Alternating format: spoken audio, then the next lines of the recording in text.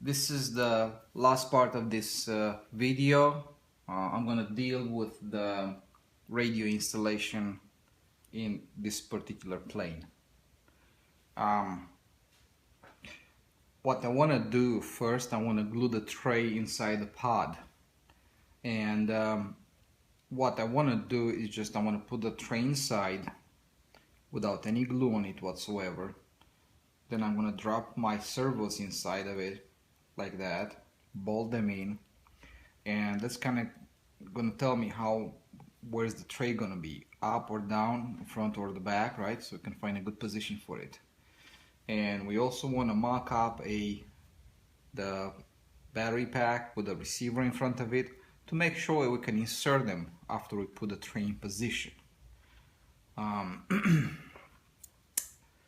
The tray has, as you can see, this is the tray for the composite plane. Tray is made for 4 servos in a pod, as you can see.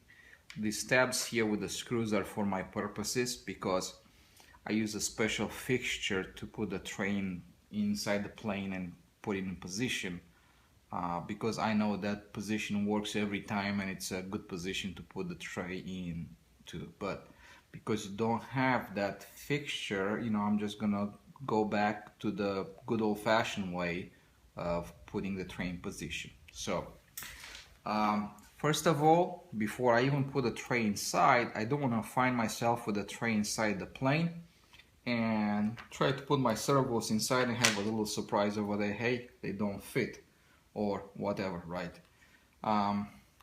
These are the 245S servos, which are very compatible with the X08s or the KST 245. I guess the KC 245s, the plain 245s. What I don't like about the S is that they have the wire coming out from the side, and you're gonna run into a little issue here from the side because as you try to put it inside the tray, it's gonna hit over there. It doesn't want to go down anymore, right? So we need to create a little bit of a clearance over there for these servos.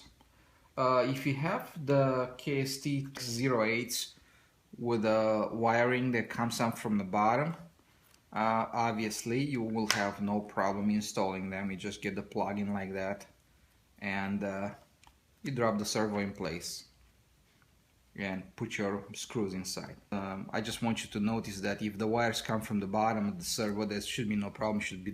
They will drop in perfectly and you should have no issues with them whatsoever. Also, in both trays you have this screw hole already in position. All you have to do, just drop the servo in position and put the screw through that hole and you're done. But because I have an issue with a wire on the side, what I'm gonna do, I'm gonna create some clearance over here, and instead of using the center screw, I'm gonna use the outside screws to bolt it down. When you put them inside the fuselage, you want the control rod to cross over to the other side, to opposite sides. So if this is gonna stay like that, see the heads go like that, and the control rod feeds opposite from the side where it sits, and that's how they fit inside. So because I have the wire on this side, I'm gonna make a clearance on this side over here. I need a little bit of clearance over there, and over here I'm gonna need it on the opposite end, right? So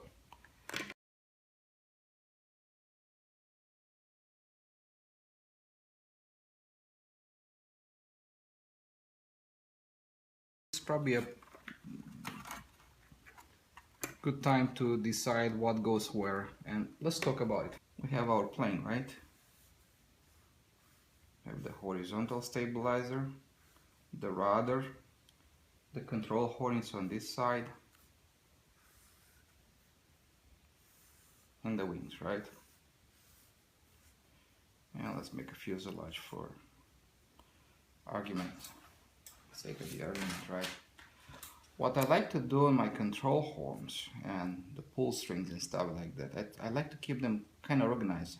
I don't like to have um, coming from the rudder to this side of the fuselage, then from the elevator crossing to the other side of the fuselage.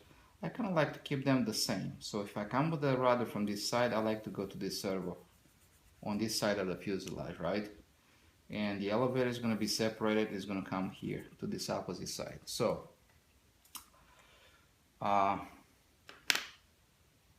really right now when you put the servo tray inside, it really doesn't matter at all. Whichever way you put your servo tray in, unless you have some kind of a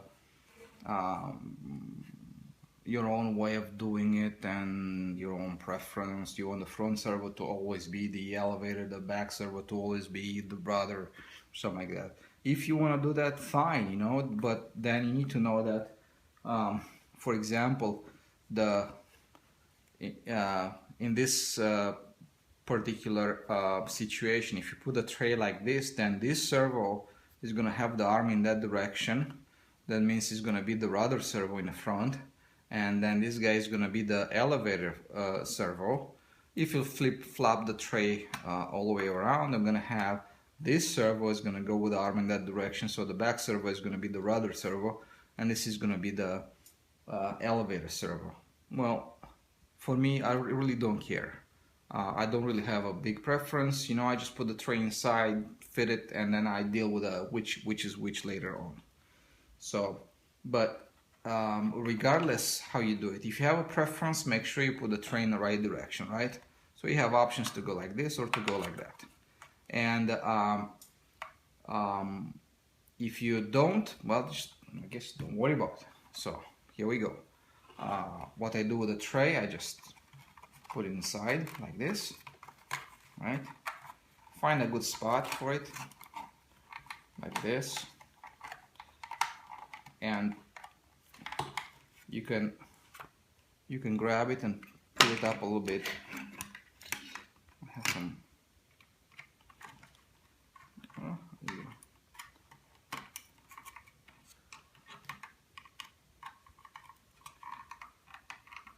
Really, I'm not trying to position the servo tray right now.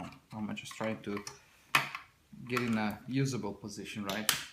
So now what I'm just gonna squeeze it a little bit, and I'm gonna drop the servos in place. Once you know what battery, what receiver you wanna use, what you wanna do, you wanna put the servos inside, and you wanna find out the position, a good position for the servo tray.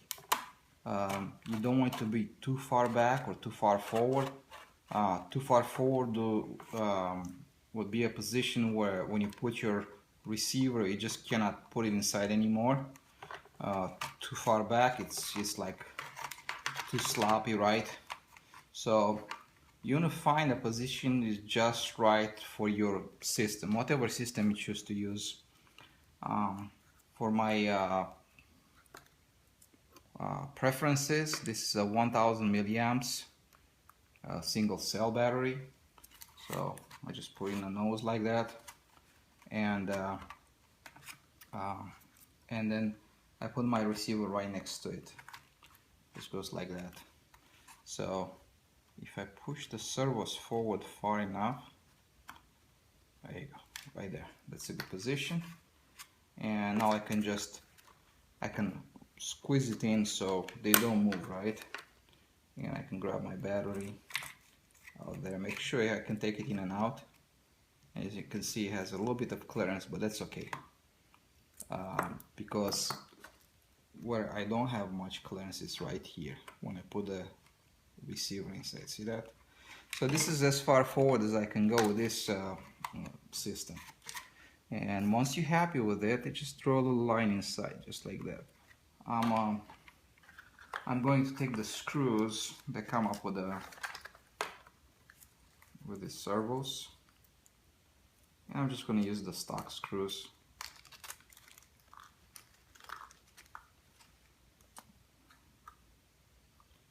I want to bolt the servos to the tray. I want to bolt them in because I don't want to glue my tray too low. I just want to be I want my tray to be just right. And if you decide to use 4 in a pod, what you want to do, you want to put the other two servos in there as well at this time, or at the very least, after you find a good position for the tray, you want to make sure the tray is horizontal. And the horizontal it's marked by this line, the parting line in a mold. You can stay horizontal, a tiny bit down, maybe a tiny bit up, but not on a very sharp angle, just a little bit, you know. And you can always candle like this through the light, let the light shine in, and you can definitely see that this tray right now has that end too low. So I'm just gonna grab it, pull it up a little bit, like that. It's perfectly level, and I can flip it over to the other side, and this looks pretty good to me. I'm also looking if it's level, because I'm comparing from this mark here. The wood pot tray is already self-leveling, so you don't have to worry about none of this stuff, so just plug and play with that one.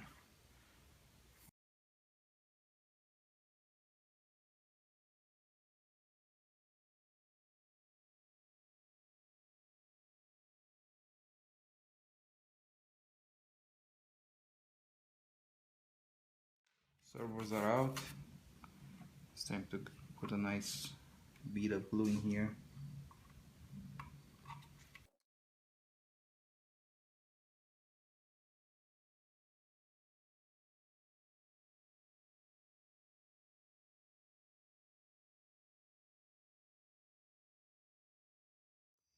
When you put the servos in the fuselage, you want to start on the back, move towards the front, and it's a good idea to put a piece of tape around the servo wire too, to make sure you hold it in a correct position. I'm gonna put the screws inside.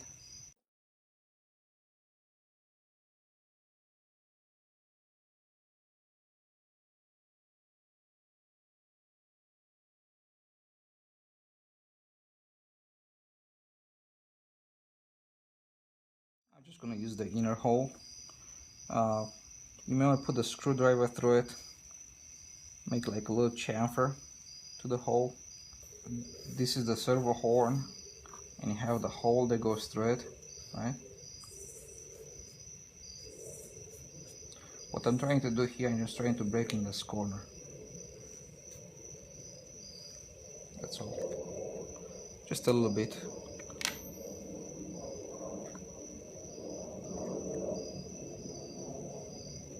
And then I'm just going to cut it. It doesn't have to be beautiful, but you just want to make sure that when it moves, it's not going to hit the side of the fuselage. Probably in your career of building DLGs, you're going to find yourself many times that you need to modify servo wires. You want to make harnesses to connect the servos inside the wing to the receiver, harnesses for the batteries, many different things. So this is what I found at Hobby King. Hobby King is selling these servo connector plugs, and it's also selling these components that come with them that are crimped.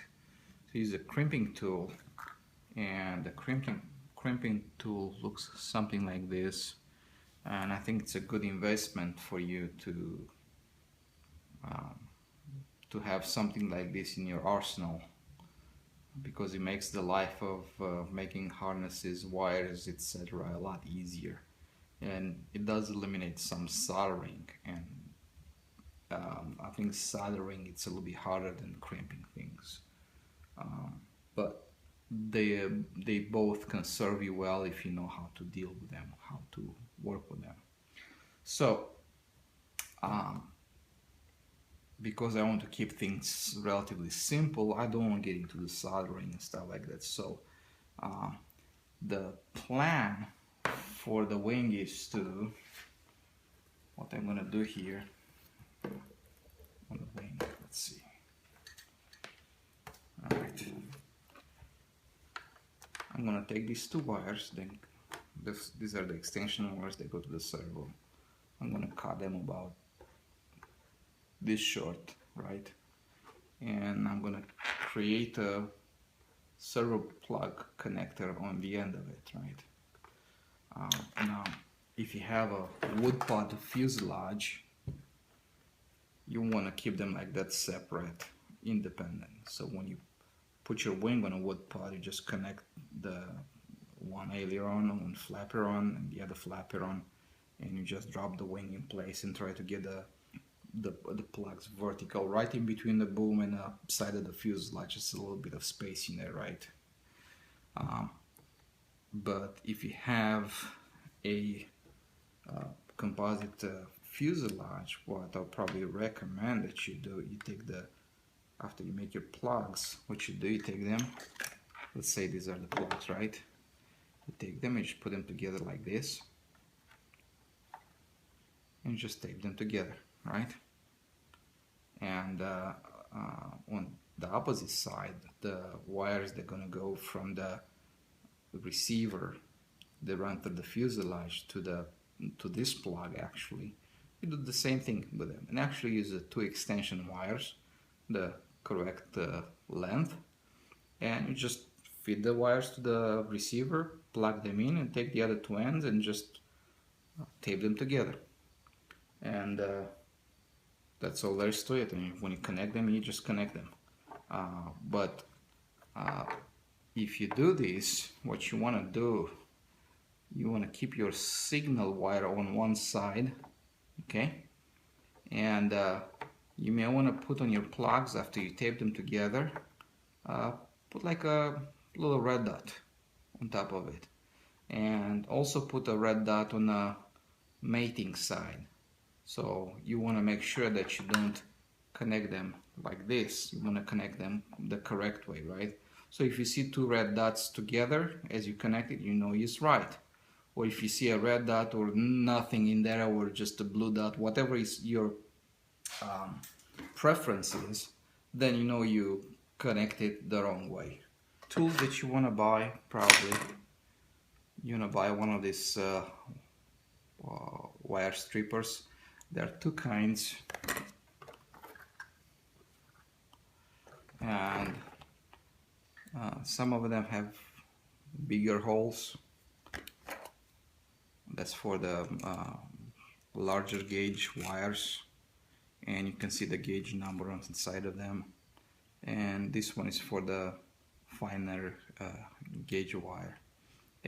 But for me, I only use this one for doing this.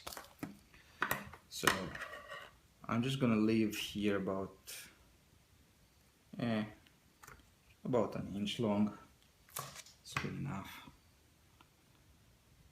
And I'm just gonna do it on one side because otherwise it's redundant information. So you split them apart. And hopefully you do this in the day before you have to cut your nails, so I have something to grab with. And just if you use a crimping tool, things are relatively simple. You just clear the wire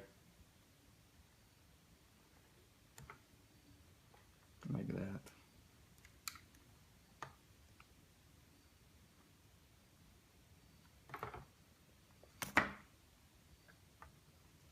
And I'm twisting the wire.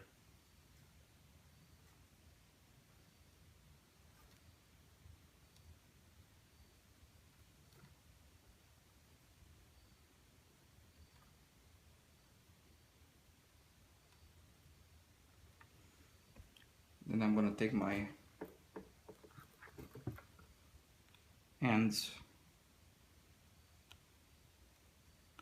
and by the way, you may be tempted to pull all 3 of them, all 6 of them, however many you're gonna use.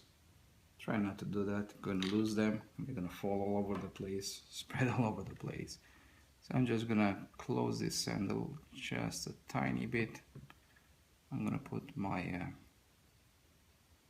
crimping tool like that. And what you do, you take your wire and you feed it through the hole.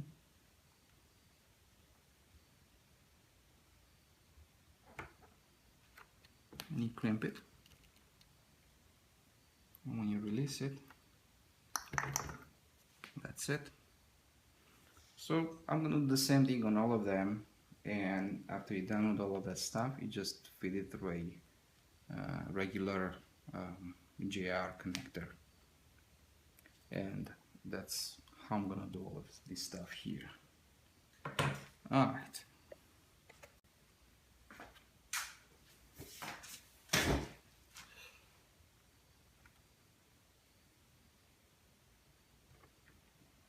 There you go.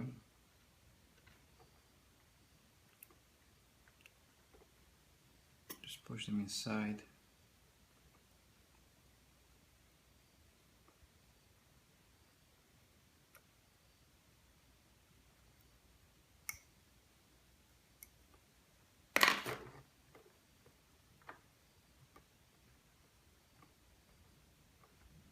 Just like that. And you can put them side by side like this. Add signal wire forward on both of them. And I'm just gonna tape them together. Or as I said, if you have a woody fuselage, then just keep them separate.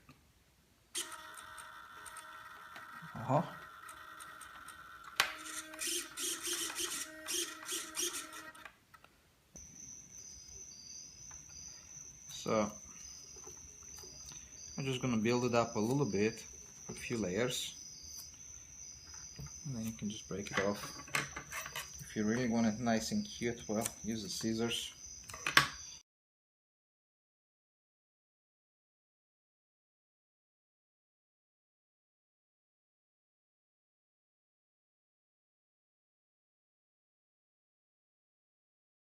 This is gonna go inside like that, and you're gonna have a Z-bend in there, and just run it through, right? And on this opposite side, you can identify where the it's just, I think I'm going to go with it can be either second or third hole down, pretty much zeroed out. And I'm gonna make a mark here. Take pliers. I'm being careful to go at 90 degrees. Use the line I just put so it touches the pliers. 90 degrees. And I'm just bending it over. And that's it. What you can do with this end here, and I'm going to show a little trick. So you're gonna have you want to have a nice tight fit over there. And watch this, what I'm doing. I'm going to take a cutting wheel.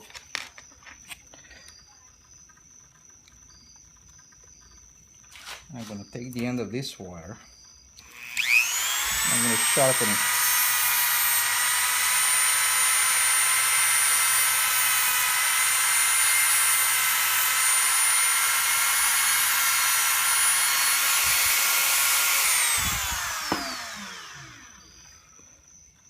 So what I did, I just put two bevel angles like this and two like that, 90 degrees offset. And then I can use this as a tool, just going like that back and forth. And I'm gonna open up the hole. So I'm on one, two, I'm in the second hole from the top to the bottom. I'm just gonna take my time.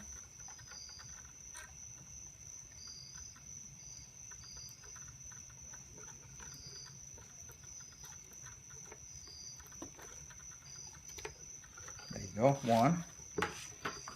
And since I'm doing this on one side, I might as well just do it on the other side too. One, two. I'm going to make a hole in here too.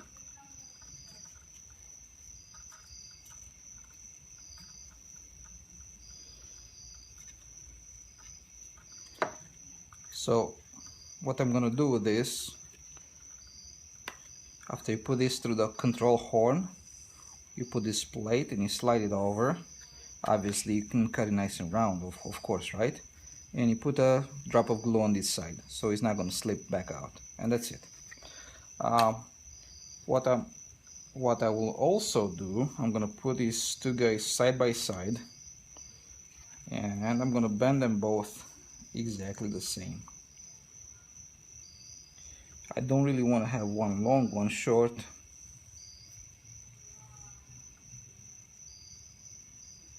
There you go.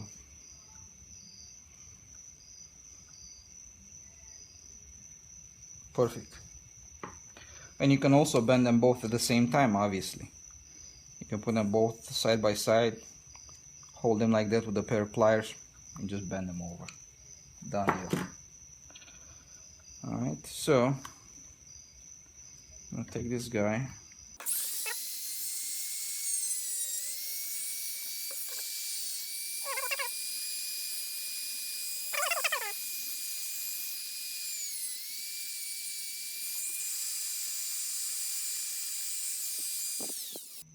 This is gonna go inside.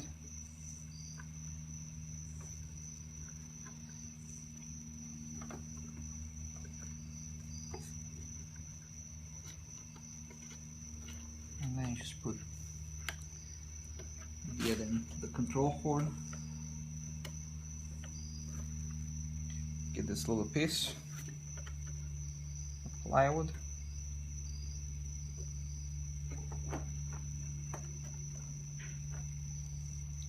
And you know, try to get fairly tight. You don't want it to be sloppy and go sideways, right? And once you're done with that, take the CE bottle. You want to hold the wing straight up, right? And just give it a drop of CE.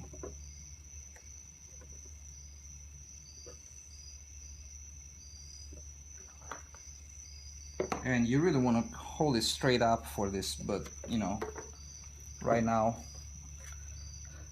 I only have a little window for the video, so that's it. This is how these control horns are going to be installed. Pretty simple, nothing too complicated. And I'm going to repeat the same thing over to the other side, but I'm going to do that off the camera. And I'm back to our package here. And inside the package you're going to have this tubing.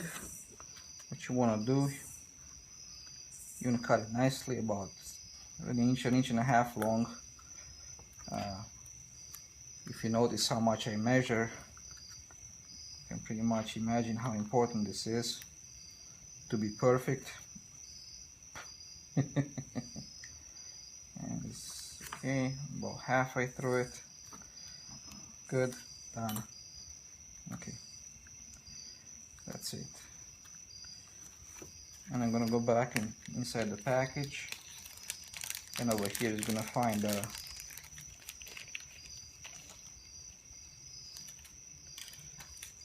wire. The crimps are inside here. I'm just gonna take the wire and cut it in half. Try not to kink it.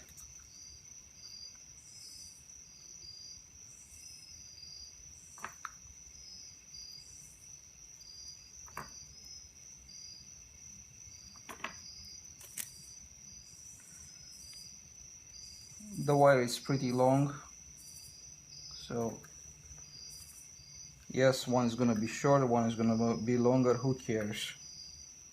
You know, just cut in half.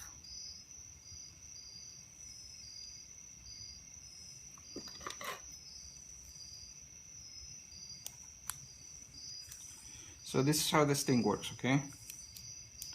It's really not rocket science. It's pretty easy. I'm starting on the back end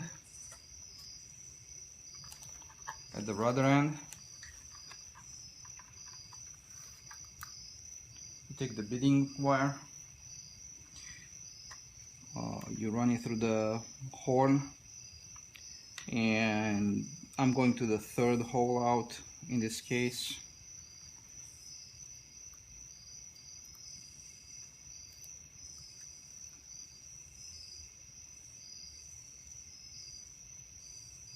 So put the bead through it,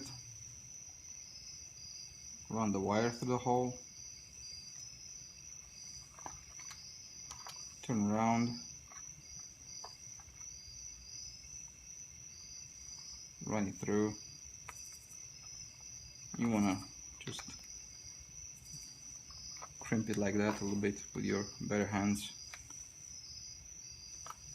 Take the pliers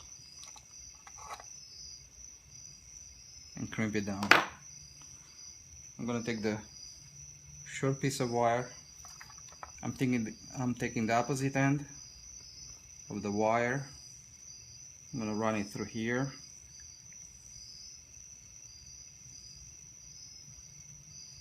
This is the little tube.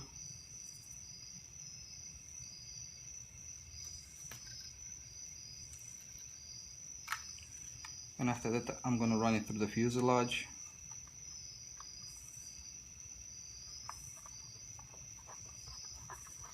Keep fitting it.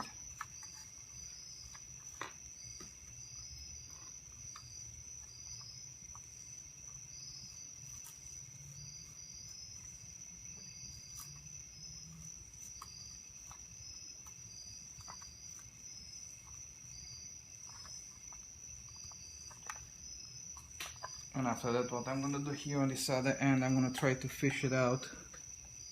See where it is, right there. I got lucky on that this time around because it was already handy. Back to the start end. And I'm gonna take this piece of tube. I'm just gonna insert it right there. And I'm gonna pull on the wire from the other side. So I'm not gonna glue it now, but we're just gonna have to add a piece of a little bit of CA here when we're done. Now I'm gonna go back to the servo side, and I'm gonna get the longer piece of tubing. I'm gonna run it through the wire again.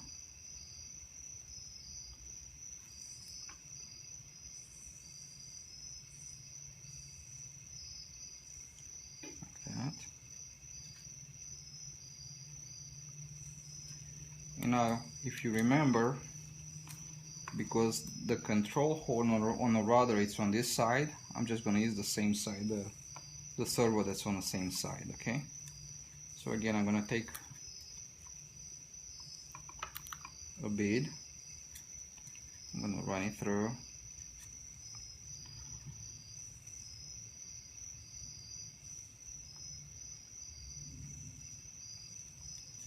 like this. You can take the servo horn out if you want to, if you think it's going to make your life easier. You can feed the wire through the servo horn.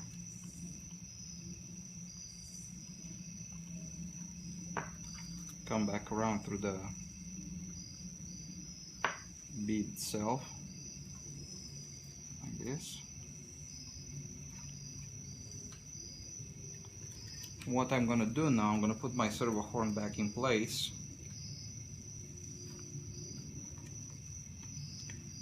And I'm going to power it up with my servo setter.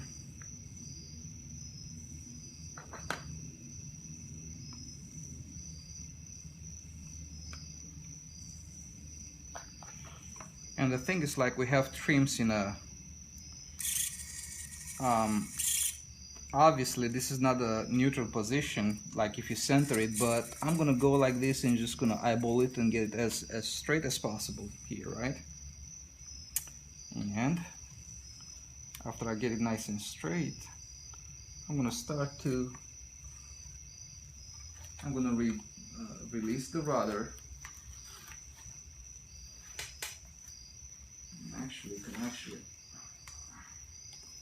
You could probably just tape the rudder to the neutral position if you want to.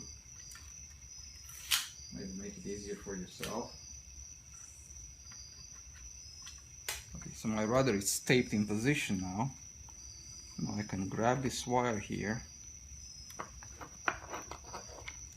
and I need to get this Teflon tubing out of the way a little bit. And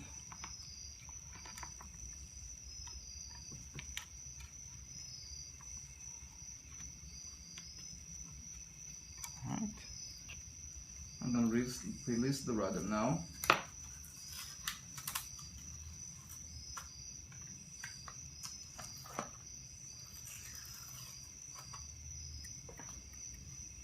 And with one hand I'm going to hold the rudder on neutral position, and with the other hand I'm just going to pull on this wire here until I get it kind of centered. And that looks pretty good over there. I'm looking on the back side right now. Make sure I'm pretty nice. And when you're happy, go ahead and crimp this end.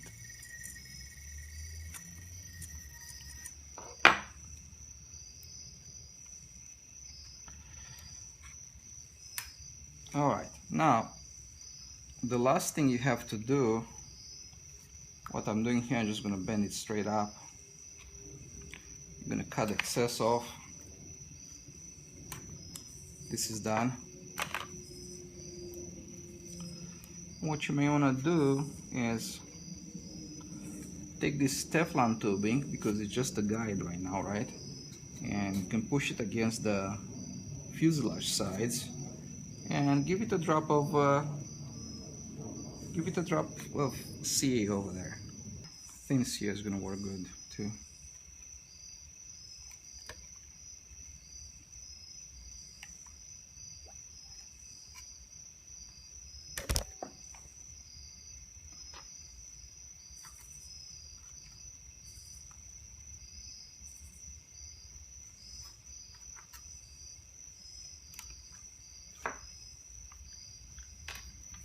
Alright, and now you can test the servo.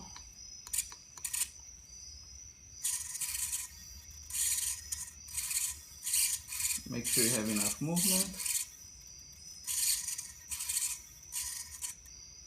Alright, once you are happy, well, I guess you're done with this one. Go ahead and unplug it. Now I'm gonna come back here to the tail end, and I'm gonna give it some, actually, I want this one.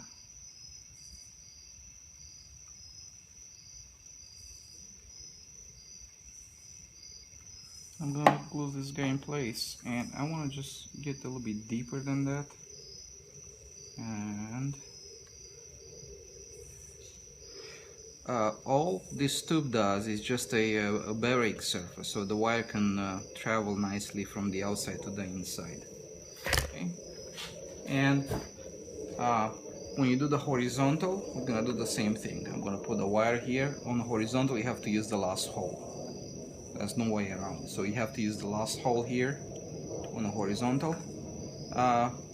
Again, put the wire around, put the bead on it, run the wire through, put the horizontal down, bolt it down. This is a good time to put a double stick tape if you want to use that. If you don't want to use it, just, well, I guess don't use it. If you have nice tight holes in here, then you don't need it at all. But if you feel like it's liable, it's gonna move back and forth or something like that, or something's not exactly 100% the way you like it, well, I guess a little piece of double stick tape is not gonna hurt nothing. And you probably want to put the double stick tape in here first. You cut it out the excess, then put the horizontal down and bolt it down. So pretty much this is how I'm installing my pull spring wires. It's just perhaps the easiest way to to do a push rod. I don't know of any other easier ways of doing this, really. For the horizontal, obviously you will not have this little piece of the little piece of tubing doesn't exist. It's just the wire that runs to the fuselage directly to the servo. The only tubing you're gonna use on the horizontal is gonna be on the other end, it's gonna be on the servo end. So that's that. Remove the tape.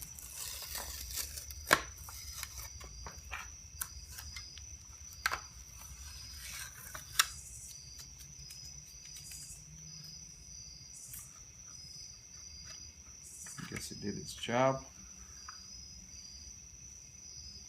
I'm gonna take this sand, and what you may want to do, because the wire for the rudder is on the opposite side, you may just want to flip it over and, you know, pray to God that this wire is going to stay on the other side. It's not going to tangle around the other one. So the rest of the installation for the elevator just went exactly like the installation on the rudder. I guess the only difference is it's on this side. Really nothing different from the other side. Just don't forget to put the Teflon tubing inside. Loop it over, crimp it, zero it out, crimp it, and you're done. And with this, the build of this plane is finished right now. All that's being left is to balance it out and check the CG. Hook the receiver to the servos, and with that, the build is finished. Thanks for watching. Well, here we are at the end of the journey. It's been fun. It's pretty easy actually for me. It's the finished product, almost ready to fly. All I have to do is just Dremel the wingtip and put a peg in there, connect the wires to the receiver, balance it out, and this plane is pretty much ready to go. Setups, for setups, use just the same setups that you use for the Zone V2 wings. Keep in mind that flush with a trailing edge of the wing over here, this is reflex. If you are even with this, 2 millimeter down is float, 4 to 6 millimeters down is float, so they should work out. CG position, I say start at 70, measure from the leading edge back. 70 is pretty comfortable, pretty pretty safe for the first flights, and after that, what can I say, just adjust to suit your flying style. Some people like it with the CG forward, have a more locked in feeling. Probably the beginner flyers are going to fly like that, and as you get more and more advanced, or maybe your preferences are differ from other people, you can just definitely set it up to what you like. Try not to stay too far back, because it's gonna fly like a leaf in a wind. And that's all I have to say about that. Thank you for watching. Thank you for joining me in this journey. I hope you enjoyed it. I hope you learned something from it. I hope that I've eliminated all the possible questions that you may have for this model in particular, how to build it, how to get it up and flying. Um, and I wish you the best of luck, many days of flying, many spec outs with it, and I hope you spec it out as many times as you can possibly can, and it should be a fun plane to learn how to fly, a fun plane to learn how to build, a fun plane to learn how to catch a thermal and go up with it, and it's a fun plane all around. Just try not to crash too many planes in the air, because you're gonna come down and fly yours, and those guys are not gonna be happy about it. That's for sure. I have had some very hard mid-airs with the prototypes, and they never broke. The only thing that broke, it was the other plane. So something tells me they're gonna learn how to get out of your way pretty soon. So anyways, it's fun. It's a great flying plane.